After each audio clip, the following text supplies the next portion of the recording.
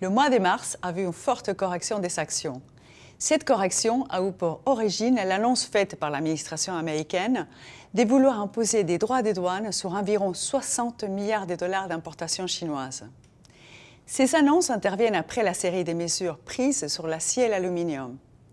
Ce qu'inquiète les marchés, c'est le risque d'escalade et de guerre commerciale pouvant avoir un impact négatif sur la croissance mondiale et les bénéfices des entreprises. Pendant la correction, les secteurs les plus exposés au commerce mondial ont été les plus affectés, comme l'automobile, les valeurs industrielles, les métaux et les matières premières. De plus, les inquiétudes au sujet de Facebook et d'une réglementation croissante, ainsi que l'impact des menaces protectionnistes ont pesé sur le secteur de la technologie. Les actifs perçus comme valeur refuge ont progressé, notamment les obligations à long terme, l'or, le yen et le franc suisse. Le yen est d'ailleurs au plus haut niveau depuis novembre 2016.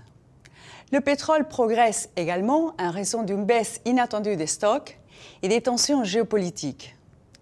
Dans ce contexte, la Fed a décidé de monter ses taux directeurs de 25 points de base tout en poursuivant la réduction de son bilan.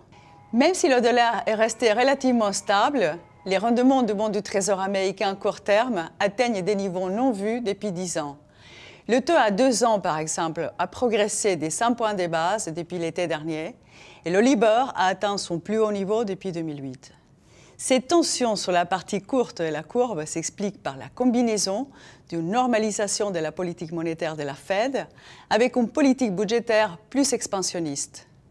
En effet, le Trésor américain émet plus de dettes, augmentant aussi le coût des financements sur les marchés.